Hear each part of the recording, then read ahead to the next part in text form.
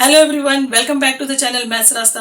हम कर रहे हैं क्लास 9 की मैथमेटिक्स बुक का चैप्टर नंबर 2, एक्सरसाइज 2.2 है। ये जो कोर्स हम कर रहे हैं, ये न्यू बुक जो लॉन्च की है गणित मंजरी, उसका चैप्टर है। तो चैप्टर नंबर 2 है, एक्सरसाइज 2.2 का क्वेश्चन नंबर 7 है। प्रीवियस सारे वीडियोस मैंने अपनी चैनल पे अपलोड कर लिए हैं, प्लीज आप उसे भी देखिएगा। रीड करते हैं क्वेश्चन में क्या दिया हुआ है। If the length of the rectangle is 3 more than twice its width and its perimeter is 24 centimeter, what are the dimensions of the rectangle? जो फिगर गिवन है, हमारे पास एक रेक्टेंगल है। रेक्टेंगल में हमारे पास विड्थ होती है और लेंथ होती है। अब यहाँ पर क्या दिया हुआ है, पेरीमीटर। फिगर का पेरीमीटर हमें गिवन है 24 सेंटीमीटर। साथ में हमें पता करना है कि विड्थ और लेंथ कितनी है। तो यहाँ पर हमें स्टार्ट कहाँ से करना है वो आपको यहाँ से पता चलेगा। देखिए, ये जो स्टेटमेंट यहाँ पर दिया हुआ है आपको पता चलेगा फर्स्ट वेरिएबल हमें किससे लेना है।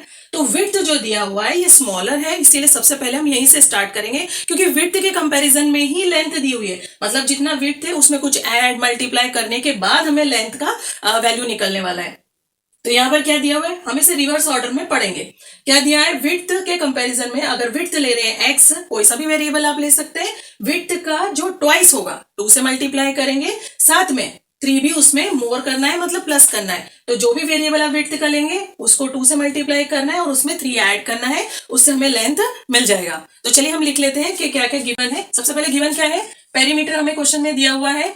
पेरीमीटर सारी साइड्स की लेंथ पे आता है, तो हमें दिया है 24 सेंटीमीटर। साथ में इन्होंने बोला है कि विड्थ, विड्थ के लिए हमें एक वेरिएबल लेना है, तो हम उसे x ले लेते हैं। तो यहाँ पर हमने x ले लिया। साथ में उन्होंने क्या बोला है, विड्थ के कंपैरिजन में अगर हम लेंथ की तरफ जाते हैं तो विड्थ का अगर हम ट्वाइस करते हैं तो विड्थ कितना है हमारा x, तो हम विड्थ का हम ट्वाइस करते हैं, मतलब 2 से मल्टीप्लाई करते हैं। साथ में क्या करते हैं, मोर, मोर मतलब हम कर देते हैं प्लस। उसके बाद क्या करना है, 3 ऐड करना है। मोर के बाद क्या आ रहा है, 3, तो हम यहाँ पे लिख देते हैं 3।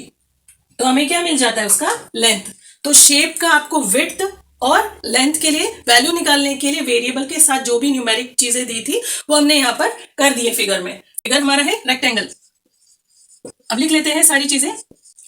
हम अज्यूम करेंगे, क्योंकि हम लेट करेंगे, let width is equal to, shape की विड्थ कितनी ली हमने, x सेंटीमीटर, और लेंथ कितना ले रहे हैं हम, लेंथ है हमारे पास, जो वैल्यू हम विड्थ की ले रहे हैं उसको 2 से मल्टीप्लाई करना है, साथ में उसमें 3 प्लस करना है, तो ये हमारा वैल्यू आ जाएगा जब इसे x की वैल्यू कैलकुलेट कर लेंगे और पुट अप करेंगे।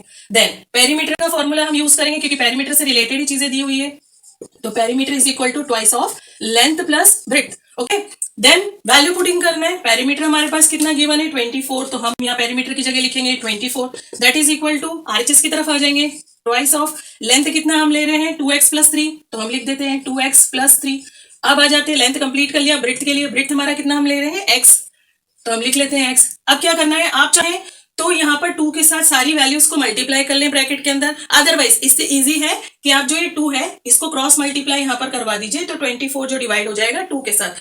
क्यों ऐसा कर पा रहे हैं, क्योंकि यहाँ पर जो ब्रैकेट इनपुट है यहाँ पर मल्टीप्लीकेशन का साइन है, तो जब भी मल्टीप्लीकेशन का साइन होता है तो इक्वल साइन के उधर जाके डिवीजन परफॉर्म करेगा। तो बेटर है कि आप इसको मल्टीप्लाई करने से इसको क्रॉस मल्टीप्लाई कर लें, ये ज्यादा बेटर है। तो हम लिख लेते हैं 24 divided by 2, that is equal to, क्या रह जाएगा हमारे पास, 2x plus 3 plus x। Okay, अब यहाँ पे आरएचएस की बात कर लेते हैं। 2x मतलब यहाँ पर वेरिएबल x है, यहाँ पर भी x वेरिएबल है, तो पहले हम इन्हें ऐड कर लेते हैं। तो यहाँ पर लिखेंगे हम 24 divided by 2, that is equal to 2 और x, वैल्यू बढ़ जाएगी तो हमें मिलेगा 3x plus 3 as it is रहेगा, क्योंकि कॉन्स्टेंट टर्म है। देन यहाँ पर कैंसिलेशन होगा, 2 की टेबल में 2 1 बार में और 4 2 टाइम्स में, तो हमें मिल गया है 12 is equal to 3x plus 3। देखिए, इसके पास वेरिएबल है इस टर्म के पास, तो ये लास्ट में सॉल्व होगा। तो हम इस 3 को एलएचएस में शिफ्ट करते हैं, तो हम लिखेंगे 12 minus 3 is equal to 3x। Answer आ जाएगा हमारा सब्ट्रैक्शन पे 9 इज इक्वल टू 3x। अब x के लिए वर्क कर रहे हैं, तो हम 3 और इन दोनों के बीच मल्टीप्लीकेशन का साइन था, तो 3 इधर क्रॉस मल्टीप्लाई हो जाएगा, तो 9 divided by 3 that is equal to x। x का जो वैल्यू हमारे पास आने वाला है वो हम यहाँ पर सॉल्व कर लेते हैं। तो x इज इक्वल टू, जब 3 डिवीजन परफॉर्म करेगा तो आंसर मिलेगा हमें यहाँ पर 3 टाइम्स में आ जाता है ना, 3 3 जा 9। ओके, तो हमें x का वैल्यू जो यहाँ पर मिला है 3 मिला है। अब हम आ जाते हैं हमारे फर्स्ट जो स्टेटमेंट्स हमने लिखे हैं, सेकंड और ये थर्ड स्टेटमेंट पे। हमें विड्थ कैलकुलेट करना है, तो विड्थ क्या हो गया इसका फिगर का, विड्थ इज इक्वल टू, क्या वेरिएबल लिया था हमने x, तो x की वैल्यू हमारे पास क्या आई है 3, तो हम लिख देते हैं। यहाँ पर आप ऐसे भी लिख सकते हैं, x is equal to, x की वैल्यू आई है हमारे पास 3, तो लिख देंगे 3 सेंटीमीटर, तो विड्थ आ चुका है 3 सेंटीमीटर। देन आ जाते हैं लेंथ पे, तो लेंथ लिखेंगे l इज इक्वल टू क्या लिखा था 2x प्लस 3, तो 2x plus 3 2 as it is.